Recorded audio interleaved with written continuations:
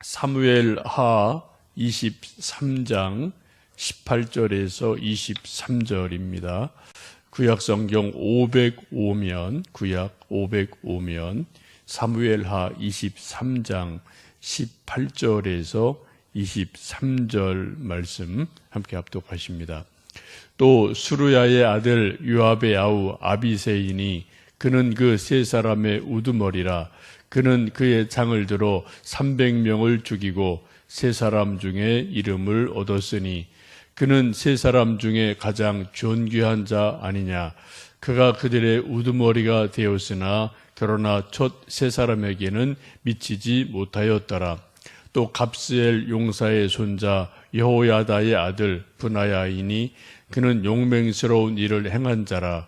일찍이 모압 아리야의 아들 둘을 죽였고 또 눈이 올 때에 구덩이에 내려가서 사자 한 마리를 쳐 죽였으며 또 장대한 애굽 사람을 죽였는데 그의 손에 창이 있어도 그가 막대기를 가지고 내려가 그 애굽 사람의 손에서 창을 빼앗아 그 창으로 그를 죽였더라. 여호야다의 아들 브니야가 이런 일을 행하였으므로 세 용사 중에 이름을 얻고 30명보다 존귀하나 그러나 세 사람에게는 미치지 못하였더라. 다윗이 그를 세워 시위대 대장을 삼았더라. 아멘. 다윗의 인재풀이 아주 많죠. 다윗 수하에 이름만 대도 알만한 아주 유명한 장수들, 용맹스러운 장수들이 즐비하게 있습니다. 이것을 보면 다윗은 복 있는 사람이고 또 리더십이 아주 출중한 사람임을 알 수 있습니다. 사울 왕에게 쫓겨 다닐 때부터 다윗을 따르는 무리가 600여 명이 되었으니까 대단한 사람이죠. 이들 대부분이 다윗과 평생 함께했고 또 이스라엘을 건설했고요. 또 그중에 몇몇 탁월한 그러한 장수들은 동지로 부하 장수로 활약을 해서 이스라엘이라는 나라를 건국하는데 결정적인 역할을 합니다.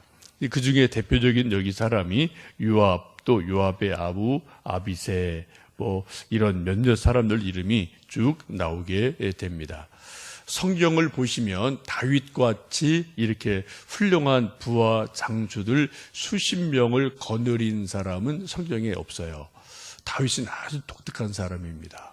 성경을 보면은 많은 왕들의 이름이 나오지만 이처럼 다윗을 도와서 헌신적으로 자기 목숨을 내놓고 충성한 부하 장수들 수십 명을 거느린 그러한 왕이 없어서 참 여러 가지로 다윗은 연구 대상입니다.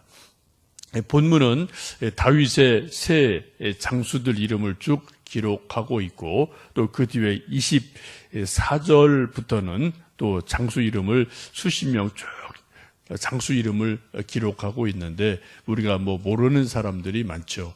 39절 우리 한번 끝절 보실까요? 사무엘하 23장 39절 끝절 같이 읽어보십니다. 햇사람 우리아라 이상 총수가 37명이었더라. 모두 37명의 장수들을 이름을 쭉 기록하고 어제와 오늘 말씀 보시면 그중에 몇몇 사람은 이러이러하게 용맹스러웠다. 사자를 죽이고 거인을 죽이고 누구를 죽이고 이렇게 했던 그들의 전공을 기록하고 있습니다. 오늘 읽은 말씀 가운데 먼저 18절 말씀 보시면은 요압 장군의 아들 아비새를 소개하는데 그는 세 장수 중에 한 사람이고 창으로 300명을 죽인 장군입니다. 20절에 브나야라는 장수가 소개되는데 모압 장수 아리엘의 아들들 죽이고 또 눈 올 때 구덩이에 내려가서 사자를 쳐서 죽인 용맹스러운 사람입니다. 사자를 죽인 사람은 삼손이 등장을 하죠. 삼손이 나중에 또 사자를 죽이고 그 시체에서 꿀을 따먹고 수수께끼를 내는 일들이 있기도 합니다. 또 이 브나야는 애굽의 거인 장수를 막대기로 싸워서 애굽 장수의 창을 뺏어서 그 창으로 그 애굽 거인 장수를 죽인 대단한 용사입니다. 그래서 다윗이 그를 시위 대장으로 삼았습니다. 요즘 말로 하면 경호실장 정도로 삼은 그만큼 대단한 장수입니다. 24절을 보시면 요압의 동생 아사헬이라는 이 사람을 소개하는데 30 장수 중에 한 사람이죠. 특별히 세 형제 요압, 아비세, 아사헬 이 세 형제는 다윗의 조카이기도 하고 또 이 세 장수가 다윗을 도와서 정말 뭐 처음부터 끝까지 계속해서 충성했던 그러한 개인적으로는 조카뻘 되는 사람들이고 또 군사적으로는 동지고 또 용맹스러운 장수였던 그런 사람들이 있어서 여기 보시면은 세 사람 이런 말들이 많이 나오는데 세 사람을 뭐 우리식으로 말하면은 삼총사다라고 말할 수 있죠. 뭐 삼총사라는 뭐 소설도 있고 영화도 있습니다만 어쨌든 삼총사가 여러 그룹이 있는 거죠. 요압, 아비세 또 여기에 또 나와 있는 아사헬 이런 뭐 세 형제도 삼총사이고 또 유명한 세 사람 이렇게 해서 여러 가지로 삼총사 그룹을 소개를 하고 있습니다. 그 중에 또 특별한 이방인의 사람이 소개가 되어지는데 39절 말씀 보시면은 햇사람 우리아라 이상 총수가 37명이었더라 라고 말씀하죠. 햇사람은 유대인이 아닙니다. 이방 사람입니다. 다윗을 보면은 그 리더십이 대단해서 유대인뿐 아니라 이방 족속, 이방인까지도 자기 충성스러운 부하로 끌고 들어오고 또 이방인이 유대인에게 또 복종을 해서 다윗의 충성스러운 또 부하가 되는 일들이 있습니다. 이 햇사람 우리아는 우리가 너무나 잘 아는 나중에 다윗 왕이 되고 나라가 좀 커졌을 때 또 실수하고 범죄하게 되는데 이 우리아의 아내 밧세바를 취하게 되는데 그 장수가 바로 이 장수입니다.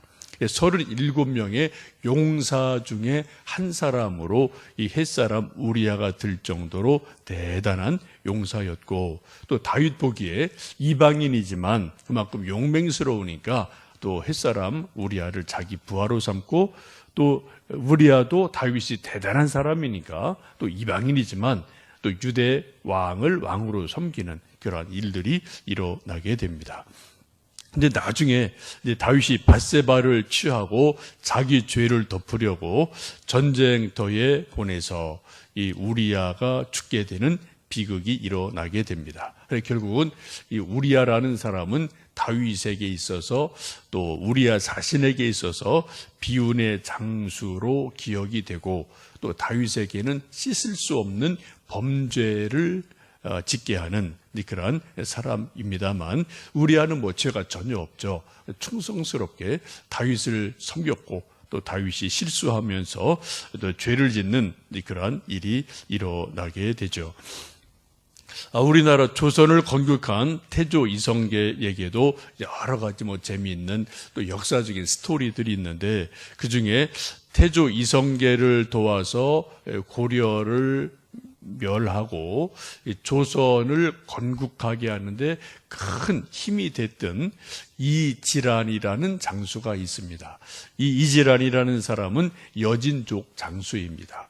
여진족이면 우리나라에서는 뭐 지금도 오랑캐 하는 민족이죠. 그래서 오랑캐는 뭐 정말 좀 이건 뭐 사람도 아닌 존재로 취급하는 그런 존재인데 어쨌든 이 이질환이라는 여진족 장수가 워낙 출중하고 활을 잘 쏘고 싸움을 잘하니까 이게 또 이제 무인은 무인끼리 알아보는 거죠. 장군은 장군끼리 알아보는 거죠. 그래서 이성계가 이질환을 이제 의형제로 삼아서 동생을 삼고 또 이질환도 여진족이지만 또 이 이성계가 보통 인물이 아닌 것을 알고 또 이제 그 수하에 들어와서 이제 의형제 동생을 맺고 그리고 나중에는 이제 조선을 건국하는데 큰 힘이 되는 그러한 일이 일어납니다. 다른 나라 사람을 포용해서 부하와 동지로 삼는다는 것은 쉽지 않은 일입니다. 그런데 이성계도 그러한 일을 했기 때문에 조선이라는 나라를 건국하고 있었고, 또 오늘도 성경 보시면은 다윗도 해족 속 우리아라는 용맹스러운 장수를 자기가 품을 수 있는 그릇이 되었기 때문에, 물론 나중에 또 이제 결과는 안 좋습니다만, 그런 큰 그릇이 됐기 때문에 이스라엘을 건국할 수 있는 그러한 또 큰 그릇이 되었음을 보게 됩니다. 우리아라는 사람이 해족속인데, 이 해족속이 나오는 것은 창세기까지 이제 거슬러 올라가게 되는데요. 아브라함이 하나님의 말씀을 듣고 고향 친척을 떠나서 가나안 땅에 들어와서 여러 해 방황을 하고 배회를 하게 되죠. 그러다가 아내 사레가 죽게 되었습니다. 그때 무덤을 만들어야 되는데 그 당시까지 아브라함에게는 땅이 한 평도 없었어요. 손바닥만한 자기 땅이 없었습니다. 그래서 어쩔 수 없이 자기 아내가 죽었으니까 무덤은 만들어 놓아야 되고 자기 땅이 있어야 되니까, 그래서 그 당시 머물고 있던 곳이 해족속이 살고 있는 곳이었는데, 그 해족속 가운데 한 사람에게 막벨라 굴을 나에게 파십시오라고 이제 사정을 해서 그 이제 공정한 그 시대에 돈을 주고 그리고 매입을 하죠. 그래서 막벨라 굴이라는 굴을 만들고 거기에 맨 처음 사라가 죽고 그다음 아브라함이 묻히고 이삭이 묻히고 그 후손들이 쭉 묻혀서 이스라엘에게는 막벨라 동굴 하면은 아브라함과 같은 족장들의 가족 무덤, 이스라엘에게는 그 아주 큰 위에 올라가는 그런 조상들의 무덤이 바로 이 막벨라 굴이 되어지는데, 이 막벨라 굴을 사고 팔았던 그 당시의 토착민들이 바로 해족속입니다. 근데 성경에서는 해족속은 유대인이 아니기 때문에 하나님께서 해족속을 멸해라, 또 그들을 결코 가까이 하지 마라, 이런 말씀이 계속 나오게 됩니다. 그래서 성경을 쭉 보시면은 이제 이삭이 아들 쌍둥이를 낳죠. 에서와 야곱 쌍둥이를 낳는데, 이 에서는 들사람이어서 나중에 결혼할 때 그 토착민은 해족속의 딸들과 결혼을 해요. 이것을 보고 아버지 이삭과 엄마 리브가가 염려를 합니다.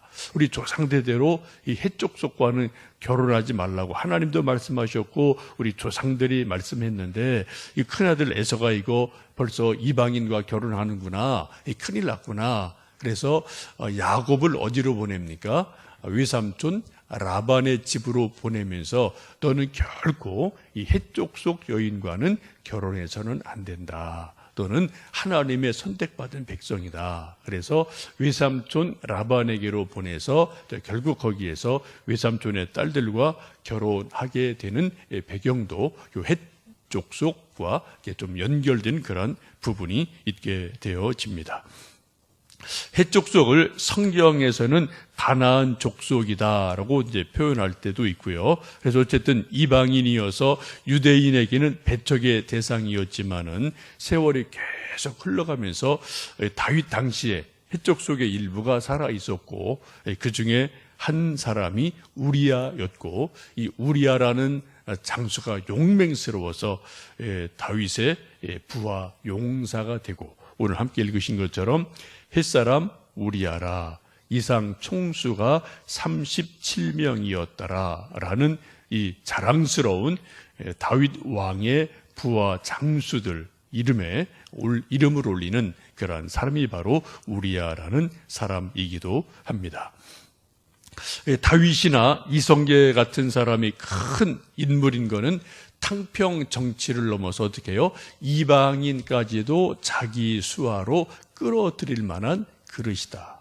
그 마음이 넓은 사람이고 큰 그릇이다. 그래서 그들이 아무나 할 수 있는 게 아니죠. 한 나라를 세운다는 게 보통 일이 아닌데 이만한 그릇이 되었기 때문에 또 한 나라를 세울 수 있는 일들이 일어나게 됩니다. 우리가 성경을 이제 신약으로 오게 되면은 우리가 전도를 하게 되는데, 전도도 그렇습니다. 내 마음에 쏙 드는 사람만 전도하는 게 결코 아니죠. 그죠? 내 눈에 드는 사람, 내 입맛에 맞는 사람만 전도하는 것이 결코 아닙니다. 예수님 말씀 보시면은 마지막 유언처럼 하신 말씀이 세계 끝까지 가서 모든 족속, 모든 사람을, 그죠? 뭐 백인이든 흑인이든 누구든 간에 키 큰 사람이든 키 작은 사람이든 부자든 가난하든 내 마음에 들든 들지 않든 모든 족속을 제자로 삼아라 라고 말씀하시는 것을 보면은 만 왕의 왕이신 예수님께서는 그냥 좋은 사람, 싫은 사람이 없는 거예요. 우리 인간들에게는 내 마음에 들고 안 들고 이게 사람이기 때문에 있을 수 있지만 만 왕의 왕이신 예수님께는 좋고 나쁨이었어요. 모든 영혼이 다 구원받아야 할 대상이고, 그래서 우리는 또 십자가 군사로 우리가 예수님의 부름을 받았기 때문에 아까 찬송 부른 것처럼 십자가 군병 되어서 복음을 전하고 또 이 땅에 하나님 나라 세우라라는 찬송처럼 오늘도 우리가 또 내 마음에 들든 내 마음에 들지 않든, 우리 보면 전도할 때 그런 거 있잖아요. 인상 좋으면 가서 말 붙이고 인상이 좀 험해 보이면 아이고 가서 또 괜히 기가 죽어서 말 꺼내기 힘든 부분이 있는데, 의외로 인상이 험한 사람이 마음씨 좋은 사람이 아주 많아요. 그래서 만나보면요, 또 얼굴 선해 보이는데 또 아주 이렇게 좀 뺀질뺀질하는 사람이 많고요. 또 얼굴 인상 보고는 우리가 사람을 다 알 수 없음을 경험적으로 알게 됩니다. 오늘도 우리가 내 마음에 드는 사람, 혹은 인상이 좀 험해 보이는 사람, 누구든지 우리가 외모로 사람을 가리지 말고 우리가 또 복음을 전하고 십자가 군병이 되는 삶을 사시기를 축복합니다. 특별히 이제 내일 저녁부터 또 유은호 목사님 강사로 모시고 성령을 받아라라는 주제로 부흥 사경회를 하게 되는데, 여러분 조금 하루 일과 조금 일찍 마무리하시고요. 그리고 8시 조금 전에 오셔서 기도로 찬송으로 준비하고 또 함께 말씀 듣고 성령 충만함을 회복하고요. 기도 응답이 있고 여러분 인생의 문제가 해결되고 기도의 응답이 일어나고 또 뭔가 간증할 수 있고 하나님의 사랑과 능력을 성령님의 역사로 다시 한번 회복하고 체험할 수 있는 그런 또 내일 모레 글피 되었으면 좋겠습니다. 또 여러분 주변에 있는 우리 또 친구분들, 아는 분들 또 전단지 좀 전달해 주시고 전화해 주셔서 함께 오셔서 은혜 받는 귀한 시간 되시기를 주님의 이름으로 축복합니다. 함께 기도하겠습니다.